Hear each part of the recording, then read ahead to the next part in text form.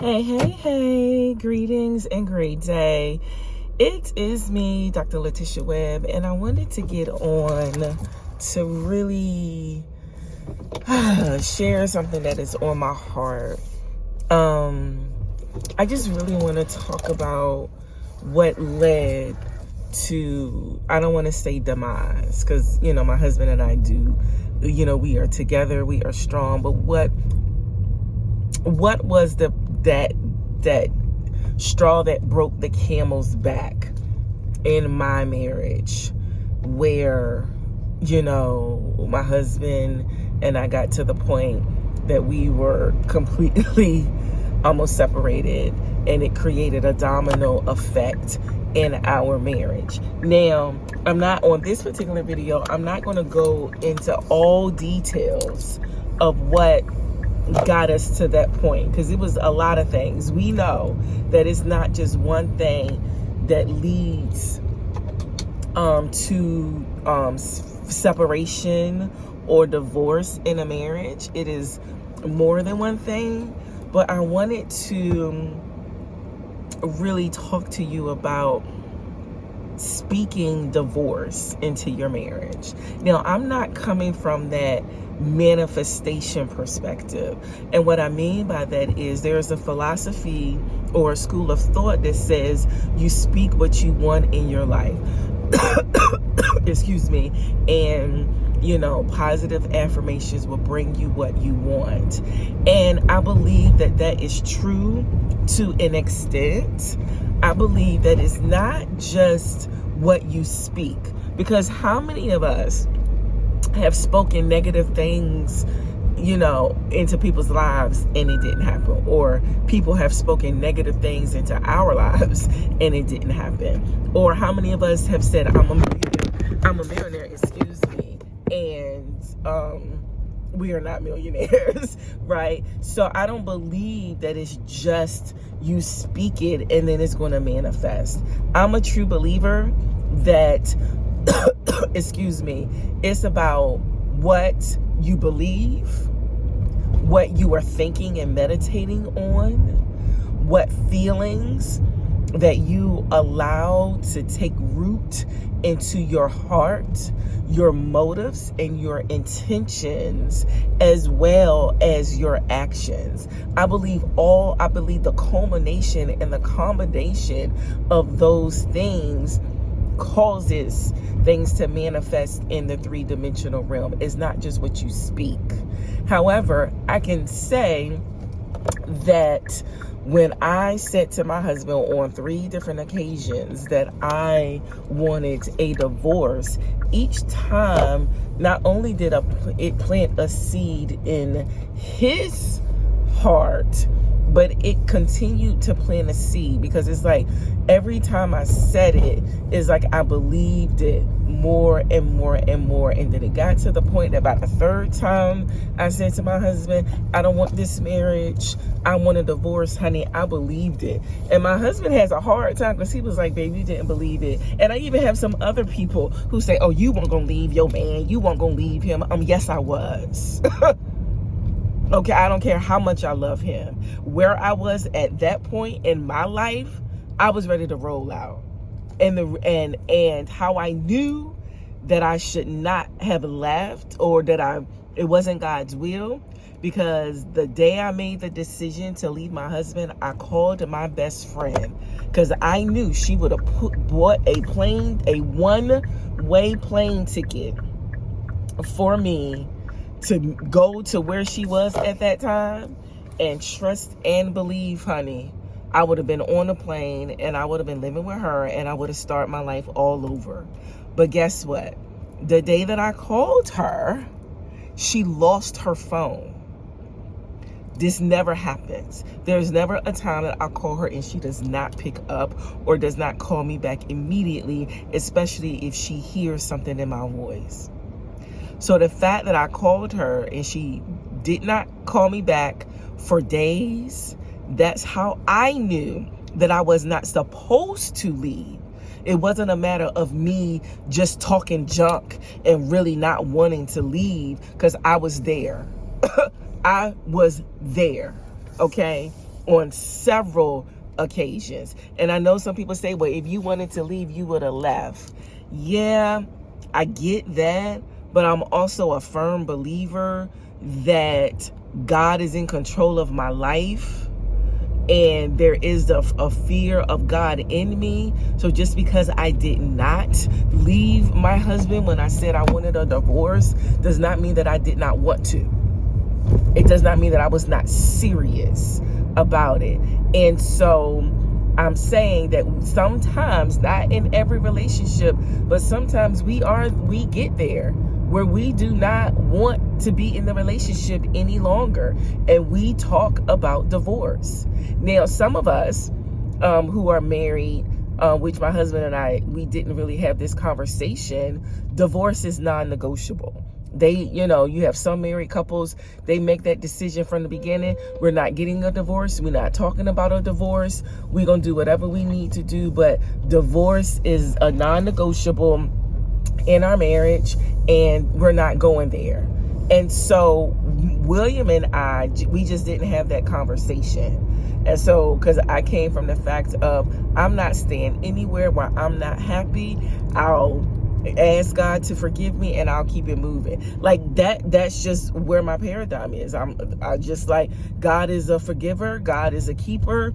None of us are perfect, but at that time in my life, my happiness and my peace and my joy were more important than a commitment, to a relationship. That's just what my thought process was. And so there was a reservation within me when it comes to divorce at that time. When my husband and I, the first 5 years of my marriage, to William. And so what I have learned now that we are married 11 years, been together 12 years, married 11 years, that if you don't want it, don't think about it, don't speak it, and don't engage in activities or behaviors that's going to lead you closer to the very thing that you don't want. If you want your husband or your wife, if you want your marriage, but you feel you're at your wit's end, which I understand now, that it wasn't that I didn't want my marriage. I did not have the skills, the knowledge, or the wherewithal to handle what was going on in our relationship at that time. I was hitting multiple brick walls. I was communicating, and my husband didn't hear me. He didn't understand. And we were literally at like a stalemate. We were literally locking horns. He had his vision, he had his perspective, his trauma, his paradigm, his traditions, his belief systems, and I had mine. And it wasn't jiving, it wasn't vibing, we weren't grooving, honey, it wasn't working. And it was a combination of being in business, being in ministry, doing community work. It was a lot going on in our lives at that time where we were just like, this isn't working. Where my husband's paradigm was like, we in the top 10, where you're talking about. And I'm like, baby, you in the top 10 by yourself, because this isn't working for me. And because this isn't working for me, and no matter how often I communicate to you what's going on with me, you're not listening. And again, there's a whole lot more that I would share as time goes on. I just want to, talk about this at this moment, the D word. If you do not want the D word, and when I say the D word, I mean divorce, then don't speak it. Because what I didn't realize was how that was really going to affect my spouse. I didn't know. I feel like you a man, you tough, you strong, you to this, you to that, You know, you make your stance, you know, in our argument. Well, you can handle it, you know, and you don't know the thing that's going to really break your spouse's heart. And I did not know. Now, mind you, there was, like I shared, there was a lot of things going on within both me and my spouse. And I did not know that William was at his wit's end. Sorry, y'all. I didn't know that William was at his wit's end when it came to just what was going on in business and in ministry. I just know that I was at my wit's end. And I did not know that saying that I wanted a divorce, you know, that third time would be the thing that would break the camel's back. And then that was the precipitating event that led to a domino of other events in our marriage that led to, you know, 5 years of physical separation. Whew. And so I'm coming to you and really wanting to admonish you. And then mind you, I'm praying, I'm doing all the stuff that you're supposed to do. But excuse me, I felt at that time I didn't have the skill set. So without that skill set to effectively manage what was going on, I was done.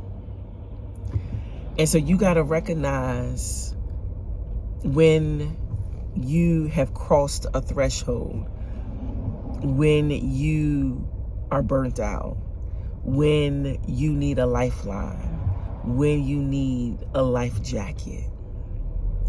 Don't wait until you're drowning, okay? And then say, I don't want this anymore.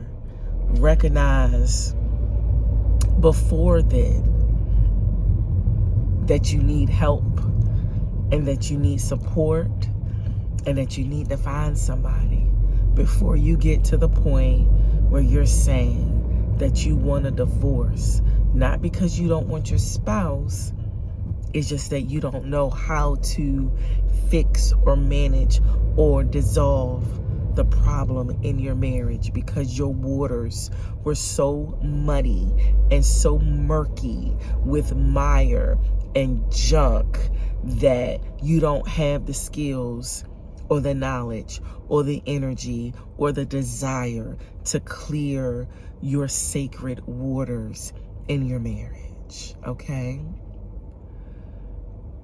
There's therapy, there's spiritual counseling, there's so many resources. And I understand it takes two people to want it to work. All we can do is control our actions. All we can do is make a decision that we want our marriage and that come hell or high water, we're going to do what we need to do to keep our marriage intact. All right? And so that's what I have for you on today. Again, if you don't want the D word, don't say the D word. Don't engage in activities, behaviors, thoughts, desires that's going to bring the D word or divorce into your life and into your marriage. All right. This is Dr. Latisha Webb. God bless you. Me and my husband, honey, we have developed the paradigm and the philosophy that our marriage is worthy of all and respect, and we protect the sanctity of our marriage through creating and maintaining sacred waters. All right. God bless you.